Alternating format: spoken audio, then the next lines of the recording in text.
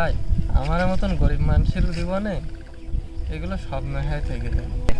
আমার যদি অনেক টাকা থাকতো আমরা হজ পালন করতাম আর হজ করে অনেক সওয়াব অর্জন করতাম। আল্লাহর কাছে রমজান মাসের পরে সব থেকে গুরুত্বপূর্ণ এবং প্রিয় দিন হচ্ছে জিলহজ মাসের প্রথম 10 দিন। এই দিন আল্লাহর কাছে এতটাই গুরুত্বপূর্ণ যে আল্লাহ তাআলা এই 10 দিনের কসম খেয়েছে সূরা আল ফজর।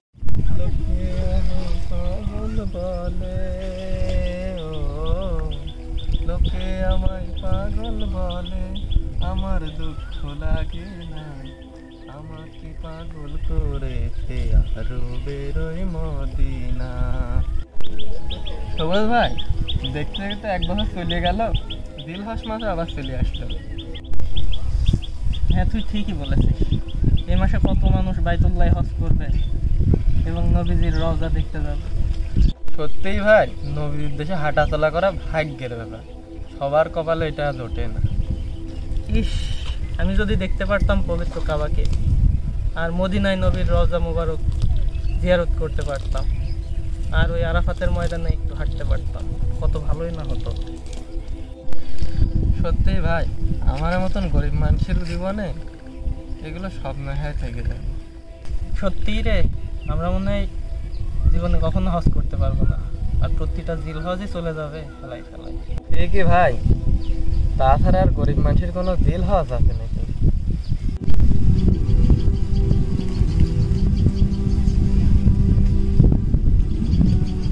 আসসালামু আলাইকুম ভাই। ওয়ালাইকুম আসসালাম। কেমন আছেন? আলহামদুলিল্লাহ ভালো আছি। আপনি কেমন আছেন? আলহামদুলিল্লাহ। আরে ভাই, আপনি এদিকে যে? আরে এদিক দিয়ে যাচ্ছিলাম, তো আপনাদের দেখে একটু আগায় আসলাম আর কি। ভাই, কি নিয়ে আলোচনা হচ্ছিল দুইজনের মাঝে? মনে হচ্ছিল খুব গুরুত্বপূর্ণ কিছু। আর ভাই, প্রতিটা জিলহজই চলে যাচ্ছে, গরিব বলে হজে যেতে পারছে, আমলের পাল্লাও ভারী হচ্ছে না। ভাই, আমার যদি অনেক টাকা থাকতো আমরা হজ পালন করতাম আর হজ করে অনেক সওয়াব অর্জন করতাম, এতে অর্জন হয়তো আল্লাহর নৈকট্য। ও, আপনাদের তাহলে এই জন্য এত মন খারাপ? শুনুন, আপনারাও যদি চান তাহলে এই জিলহজ মাসে আল্লাহর নৈকট্য অর্জন করতে পারেন। আরে ভাই, জিলহজ মাসে হজ এবং কুরবানি ছাড়া আল্লাহর নৈকট্য কিভাবে অর্জন করা যায়? শুনুন তাহলে, আল্লাহর কাছে রমজান মাসের পরে সব থেকে গুরুত্বপূর্ণ এবং প্রিয় দিন হচ্ছে জিলহজ মাসের প্রথম 10 দিন। এই দিন আল্লাহর কাছে এতটাই গুরুত্বপূর্ণ যে আল্লাহ তাআলা এই 10 দিনের কসম খেয়েছে সূরা আল ফজরে। আর আল্লাহ তাআলা কোরআনে কিন্তু কখনোই কোনো গুরুত্বহীন জিনিসের কসম খান না। আল্লাহ তাআলা সেই জিনিসগুলোরই কসম কোরআনে খান যেই জিনিসগুলোর গুরুত্ব অপরিসীম। আচ্ছা ভাই, তাহলে বলেন তো এই 10 দিন কি করলে আল্লাহর নৈকট্য লাভ করতে পারবো? জিলহজ মাসের প্রথম 10 দিনের আমল বছরের অন্য দিনের তুলনায় আল্লাহর কাছে অধিক প্রিয় ও ফজিলতপূর্ণ। এর ফজিলত বোঝাতে গিয়ে রাসূলুল্লাহ সাল্লাল্লাহু আলাইহি ওয়াসাল্লাম একটি হাদিসে বলেন, আল্লাহর কাছে জিলহজ মাসের প্রথম 10 দিনের আমলের চেয়ে বছরের অন্য কোনো দিনের আমল অধিক প্রিয় নয়। তখন সাহাবীরা প্রশ্ন করল, হে আল্লাহর রাসূল, আল্লাহর রাস্তায় জিহাদও কি নয়? তখন রাসূল বললেন, না, জিহাদও নয়, তবে সেই ব্যক্তি ছাড়া যে নিজের জান এবং মালের ঝুঁকি নিয়েও জিহাদে যায় এবং কিছু না নিয়েই ফিরে আসে। আচ্ছা, তাহলে আমরা এই দিনগুলোতে কি কি আমল করতে পারি? ভালো প্রশ্ন করেছেন। প্রথমত, এই 10 দিনে আমরা রাত জেগে ইবাদত করতে পারি, কেননা হাদিসে বলা হয়েছে এই রাতের ইবাদত লাইলাতুল কদরের রাতের ইবাদতের সমতুল্য। এবং দিনের বেলা আমরা নফল রোজা পালন করতে পারি, কেননা এই দিনের রোজা এক এক বছরের রোজার সমতুল্য।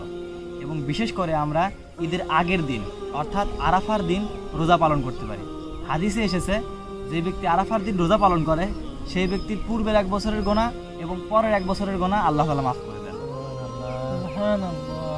এবং এই দিনগুলোতে বেশি বেশি দোয়া ও জিকির করতে হয়, বিশেষ করে তখন দোয়া কবুলের সময়। এই সময়গুলোতে আল্লাহর কাছে নিজের গোনা মাফের জন্য দোয়া করতে হয়। আর এই দিনগুলোতে বেশি বেশি তাকবীরে তাশরিক পাঠ করতে হয়। বিশেষ করে 9 জিলহজ আসর থেকে 13 জিলহজ ফজর পর্যন্ত প্রত্যেক নামাজের পরে প্রত্যেক মুসল্লির উপরে একবার তাকবীরে তাশরিক পাঠ করা ওয়াজিব। আচ্ছা ভাই, সবই তো বুঝলাম, কিন্তু তাকবীরে তাশরিক এটা তো বুঝলাম না। তাকবীরে তাশরিক হচ্ছে আল্লাহু আকবার, আল্লাহু আকবার, লা ইলাহা ইল্লাহু, আল্লাহু আকবার, আল্লাহু আকবার, ওয়ালিল্লাহিল হামদ। এই তাকবীরটা এই 10 দিনে পাঠ করা সুন্নত। এবং যদি আমাদের সামর্থ্য থাকে তাহলে আমরা অবশ্যই কুরবানির দিনে কুরবানি করব আল্লাহ তাআলার জন্য। যাক আলহামদুলিল্লাহ, বিষয়গুলো জেনে খুবই উপকৃত হলাম। আর এই 10 দিন কোমর বেঁধে আমল করার চেষ্টা করবো ইনশাল্লাহ। কি বলেন সবুজ ভাই? হ্যাঁ, তুই ঠিকই বলেছিস। আমরা যেহেতু গরিব মানুষ, আমাদের হজ করারও খুব একটা সামর্থ্য নেই, আবার কুরবানির দেওয়ারও খুব একটা সামর্থ্য নেই। তো আমরা এই 10 দিন কষে ইবাদত করব এবং আল্লাহর নৈকট্য লাভের জন্য চেষ্টা করব ইনশাআল্লাহ। ইনশাআল্লাহ। আর আপনারাও এই 10 দিনের সময় লুফে নিয়ে আল্লাহর প্রিয় বান্দা হওয়ার চেষ্টা করুন এবং সদকায়ে জারিয়ায় অংশ নিতে আপনারাও এই ভিডিওটা শেয়ার করুন।